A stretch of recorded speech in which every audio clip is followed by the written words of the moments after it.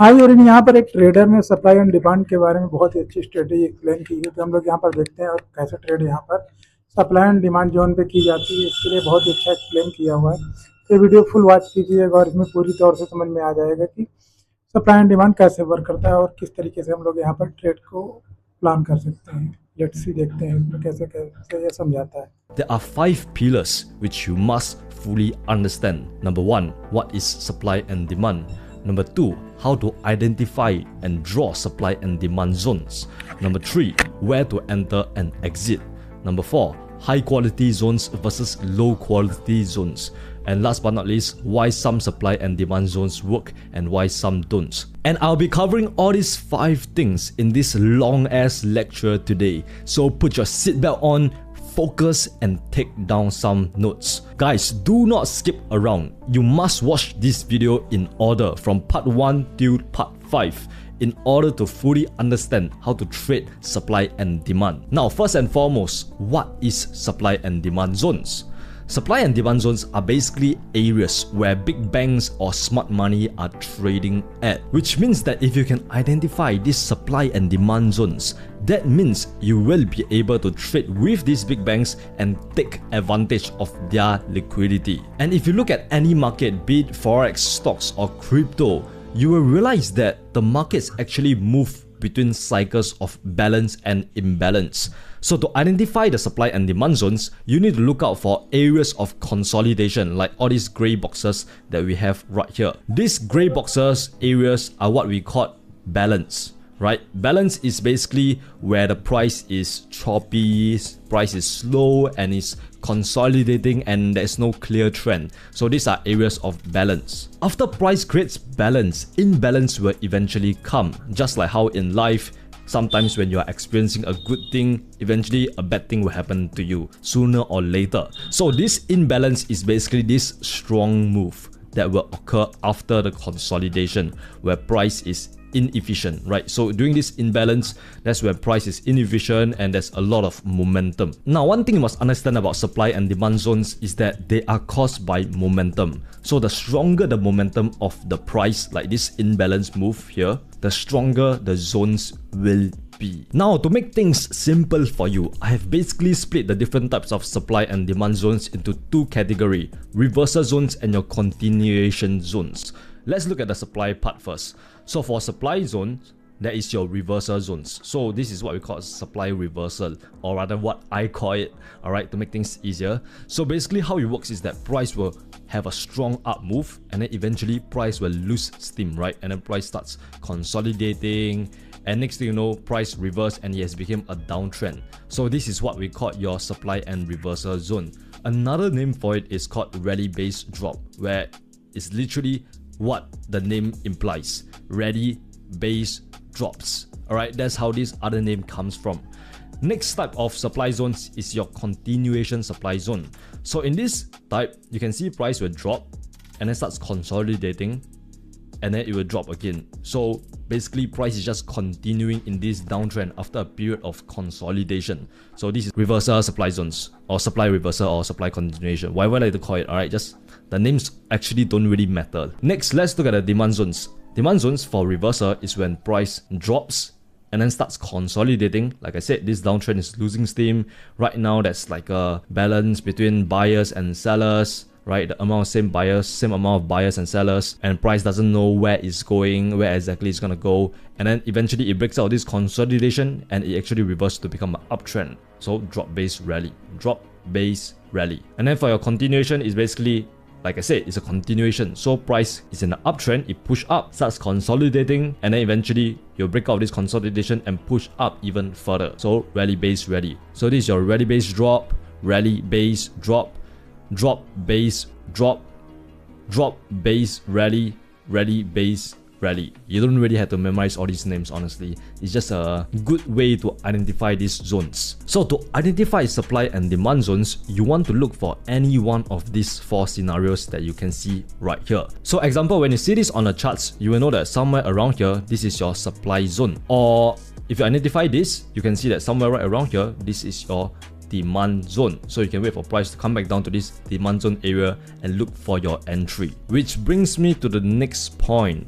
Once you identify a zone, what you must do is to wait for price to come back to the area of the zone, right? Come back to the area of this zone example. Only then is when you can finally enter for the trade, after price has come back down to this zone that we have right here. So let me show you a few examples. So over here you can see price rallies, starts consolidating, and then starts dropping. So over here we can actually draw like a little supply zone right here. So somewhere right around here there's a supply zone. So what we can do next is to wait for price to eventually come back up to this supply zone that we have drawn, touches it, and that is when we can enter for a sell position. And you can see price will continue to go back down because price has entered a supply zone and it's gonna go back down and continue with this overall downtrend. Another example right here, price was in a downtrend, starts consolidating. So once again we can draw another supply zone right here, and then you can see price starts to eventually go back up to retest the supply zone and eventually go back down. Same thing over here, but in this case it's the demand zone instead of supply zones. So once again price drops, starts consolidating, and then starts going up. So at this point of time, you should wait for price to come back down to this zone, right? This little demand zone that we have right here. And then that is when you can enter for a buy. Now you must understand that when price is like somewhere right around here, right? When price is making this up move, most beginner traders, they'll be entering, they'll be rushing to enter because they feel a sense of FOMO. They feel a sense of fear of missing out. They don't want to miss out on this huge opportunity. So they enter for a buy somewhere right around here in this up move. And next thing you know, price comes back all the way down here to retest this area, this demand zone, and stop them out. While you, the smart ass supply and demand trader, enter for the trade right here and take the price to the moon. Another example right here. Price goes up, consolidate, immediately draw your demand zone, wait for price to come back down here, retest this demand zone, and then that is when you can enter for the trade. Okay, so now that you briefly understand what is supply and demand, the next thing you must know is how to identify and how to draw these supply and demand zones. And by the way, you can use this for any time frame, be it the 5 minutes or the 1 hour or even the weekly time frame. So this supply and demand strategy works really well. Even if you are a scalper, an intraday trader, or a swing trader, it doesn't matter, it will work for you. Okay, so very simple. You need 3 steps to identify and draw these supply and demand zones. First things first, you want to look out for those strong, big momentum move in price. And how you can identify that is by looking out for those gigantic long ass candles. Like example, this one right here. This is a very strong bearish candlestick that we have right here. It was a long candle. So at this point of time, we have identified the strong move. Or another example right here, you can see huge candle compared to the other previous candles. Very strong move, very strong momentum. There's a lot of buying pressure. So that's the first step, identify your strong move. Second step is to identify the candle before the strong move. So this is the strong move. You want to look out for the candle before the strong move, which is this one that we have right here. This is the candle before the strong move. And in this case, is this one right here. This is the candle before the strong move. Now, the third step is actually to just draw a box. So go on the trading view and just take this box, this rectangle tool that we have right here, and draw a box of this previous candle from the top to the bottom. Bear in mind, this is where most people get confused because they don't know exactly whether they should draw the box at the wick or the candlestick body. I myself will recommend you to actually draw from the top of the wick to the bottom of the candlestick wick. Like the highest point price went to the lowest point price went to. So what I mean by that is that you can see this is the highest point of the candlestick wick. Plot your first point right here, and then plot your second point right here. This is the lowest point of the wick. And then there we have it. This is your supply zone. Another example right here. Drag it from the highest point to the lowest point right here and drag it out. This is your demand zone. As simple as that. So this is actually how you actually draw your supply zone and your demand zone. Once you draw your supply and demand zone, that is when, like I said just now, you want to wait for price to eventually go back up to this area, this zone that we have drawn. And then that is when you can look for your sell opportunity and short price all the way down. Same thing over here. Demand zone, wait for price to come back down, touches this demand zone, and that's when you can enter for a buy position and buy it all the way up. Now, I want you to bear in mind that these zones, right, they can be as small as just one candle. It doesn't matter how big they actually are, as long as you follow these 3 steps and draw them correctly. What matters more is the strength of the explosive move after the consolidation. Now let's open a blank chart and start drawing up some supply and demand zones. So over here we have GBP JPY, which is a currency pair that I have not been trading for a very goddamn long time now. So we're gonna use this and drop some supply and demand zones. So first things first, like I said, 3 steps. You want to identify the strong and explosive move, right?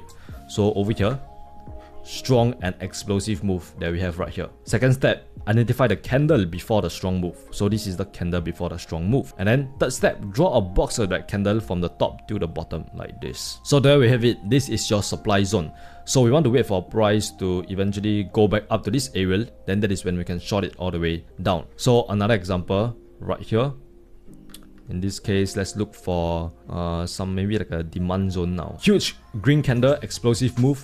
This is the previous candle, draw a box around it, and look at what price did. Price eventually come back down to this demand zone right here, and then bounce back up. So this is how you can really like just keep on doing this, right? This is how you actually practice on drawing your supply and demand zones. Because remember, practice will actually makes you more competent. So you need to really keep on practicing and practicing so that eventually you will get good. So another example, maybe somewhere right around here, you can see right here, I saw a big ass green candle right here, strong up move. So immediately I know that you have to mark up the candle before this strong up move. So you draw right here, this will be your demand zone. Okay, they'll drag it, extend it to the right side, and wait for price to eventually come back down to this demand zone. Then that is when you can enter for a buy. Look at this, price went back down to this demand zone, enter for a buy here, and you can see price eventually go all the way back up. So just keep on repeating this. Like I said guys, practice makes competency. So keep on practicing. So another one right here, this is your supply zone. You can see price goes up and then come back down here. You can draw like a little supply zone somewhere right around here. Price comes back, retest it, and then just eventually went all the way back down. So supply zone, demand zone, supply zone. Let me give you a test real quick. So based on those 4 scenarios that I've explained to you just now, which scenario is this? Go comment down below. If you get it correct, I'm gonna give you a kiss. Right now, I'm gonna give 5 seconds to go comment. 5, 4, 3, 2, 1. Okay, the answer is this is actually rally, base, rally, because this is the up move followed by a consolidation and then another up move. So in this case, what you could have done is that you can draw a demand zone right here, because this is when price made this extreme up move, and before that we had this little candle right here. So mark it up over here, and you can see price come back down to this area here and then goes back up. Do you got it correct? If you get it correct, here's the kiss. Now I'm gonna show you a simple but high win rate supply and demand trading strategy that works. So first things first, you want to identify the zone. So over here, this is a rally, base, drop. So somewhere over here, there's a huge selling momentum, right? So over here, we know that there's a supply zone right here. So we can identify this by drawing at the previous candle before this huge move down, draw a supply zone right here. So this is our supply zone, and we want to wait for price to come back up to retest this supply zone, and then that is when we can enter our sell position, which is exactly what price has already done. Price has already come back down, up here, touches our supply zone. So somewhere right around here, we can enter for a sell. So you can enter for a short somewhere right around here, and then this is when it gets a little bit tricky. You want to place your stop loss above the zone that you have drawn. So if you are drawing, or rather you are trading a supply zone, you want to place your stop loss a few pips above the supply zone. And then for the take profit, you want to take profit at the next opposite zone. So if you are trading a supply zone, you want to take profit at a demand zone, the next demand zone. But then if you are trading on a demand zone, you want to take profit at the supply zone, the next supply zone. So over here, we want to identify the next demand zone, and you can do that by just looking down somewhere right around here. You can see there is a supply zone somewhere right around here. I mean, not supply zone, demand zone somewhere right around here. So this is where we can take our profit, right? And as you can see, price immediately rejected this supply zone that we have drawn earlier, and eventually went down here to smash our take profit. As simple as that, guys. So over here, this example was on the daily time frame, which is more for like swing traders. So I want to show you that this strategy works on other time frames as well. So let's look at other examples. Let's look at this example over here. Right now we are on GBPUSD and we are on the 1 hour time frame. So this is more for intraday traders to swing traders. So over here you can see there's a drop, base, rally. right? So over here we can see that there's a huge bullish engulfing candlestick right here, which indicate there's a demand zone somewhere right around here. So you can indicate the demand zone by drawing a box at this previous candle right here. So this will be our demand zone. So right now our next job is to wait for price to come back down and touches this demand zone, and that is when we can enter for our buy position. So right now we still wait, be patient, and you can see eventually price comes back down, touches this demand zone, gave us a doji candlestick. So at this point of time, this tells us that this little selling pressure is going to be gone, right? The buyers are going to come back in at this demand zone. Institutional, the big banks are going to be buying at this demand zone, and they're going to be buying in bulk. So that is when you can look to enter for a buy position somewhere right around here, right? So what you can even do is to wait for a confirmation, right? Which means you wait for a green candlestick to be formed at this demand zone. Then they give you like an additional confirmation that tell you that, okay, buyers are here, buyers are inside this game right now, which is usually what I will wait for some sort of green candlestick to be formed, like example like this, I mean. So this is where you can enter for a buy, place your stop loss below this demand zone, take profit at the next supply zone. And if you look towards the left, right, you can identify there's actually a supply zone somewhere right around here. There's a little supply zone. So this is where we can look to place our take profit. And by the way guys, you can see in this case, right, this stop loss is over 60 pips. So if you want to minimize your loss, what I would suggest you to do is that after price has rejected this demand zone and it starts going back up, right, that is when you can move your stop loss to below this last high right here, this last low right here, a few pips below this area here, when price has just rejected and it's about to go up to the next supply zone. So that's when you can place your stop loss right there. Because if price eventually do something like this, right, where it go up a bit and then starts coming back down and goes deeper into this zone, most likely this demand zone is gonna fail, it's not gonna work. So guess what, you will get out with like a small tiny loss. So over here, let's look at how this trade plays out. You can see eventually price goes up and smash our take profit somewhere right around this area here, right there. As simple as that guys. And as you can see, this is a 1:3 risk to reward ratio trade as well. If you notice on all these supply and demand trades, right, you will actually get a very extremely good risk to reward, because you are literally entering the trade at such an optimum position with precision that once you enter the trade, price almost immediately go into take profit. That is the beauty of supply and demand. Let me show you another example. You can see right here, there's a huge sell-off, right? This gigantic long-ass red candlestick implies there's a supply zone right here, as clear as day. So place your supply zone right here, extend to the right. So right now, like I said, we want to wait for price to come back up to this supply zone, touches it, reverse, then that is when we can enter for our sell position. So over here, price went back down and then starting to reverse and eventually came back up somewhere right around here, and it actually touches the supply zone and actually went above it. So in this case, right, what I'll do is that I'll go down to the 15-minute time frame to look at what happens. Right, you can see there's actually a gigantic long wick. Okay, this long ass wick, which is honestly market manipulation, man. When this happens, it's most likely a news come out. So honestly, when I see this, I would not count as a valid reversal at this zone. So what I will do is to wait for the next candle. And if you look at the next candle, right, price actually touches this supply zone and he actually gave a long upper wick. What does this tell us? A long upper wick tells us that there's a lot of sellers at this area pushing the price down. Therefore, the price is closing somewhere right around here, which is at a very low price. And then the next candlestick, price gave us a huge red candlestick, which tells us once again, selling pressure, selling momentum. This tick down is about to happen, price is about to collapse and hit back down. So that is when you can look to enter for a sell somewhere right around here.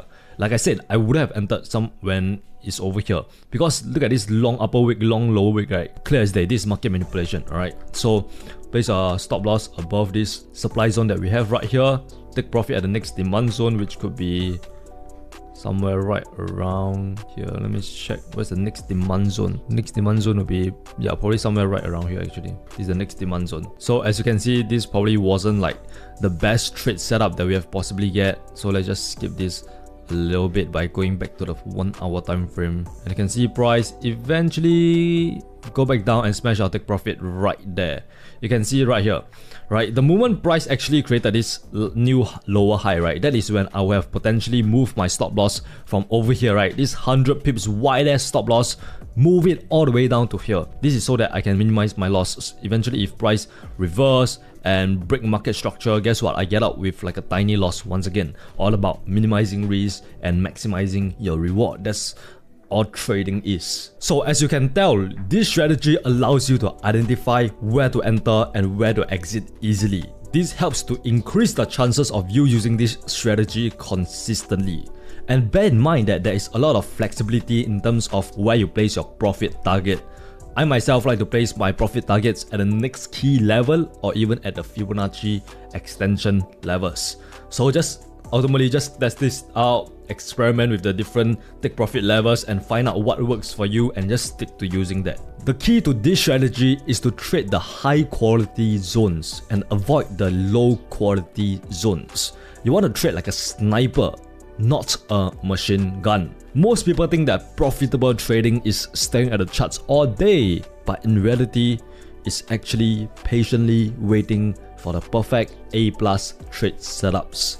That means you need to trade the high quality zones because you will have a higher chance of winning. Momentum is how you differentiate these high quality zones from the low quality zones. So the more momentum there is, the higher the quality of the zone. Let me explain. So when you are determining the quality of the zone, you must look at the price action and the size of the candlesticks. In this example right here, we have pattern A and pattern B, demand zone A and demand zone B. Which one do you think has more momentum? Which demand zone do you think is stronger? Obviously, it will be the demand zone A, because in the demand zone A, there is a lot of momentum. Like if you look at these two candlesticks, right? Huge long candlesticks indicate a lot of buying pressure, a lot of buying momentum, and you can see it's moving very, very fast. So in this case, more momentum right here. This means that this demand zone will be stronger. So chances are eventually when price comes back down, touches this zone, it's gonna react to this zone, higher chance of reacting to this zone, and it's gonna go up compared to this one right here. When you can see the candlesticks are a little bit small candlesticks, there's not much momentum right here. So this demand zone will be a lower quality compared to demand zone A. Let's look at a few examples now. So over here you can see there's a huge bearish engulfing candlestick right here.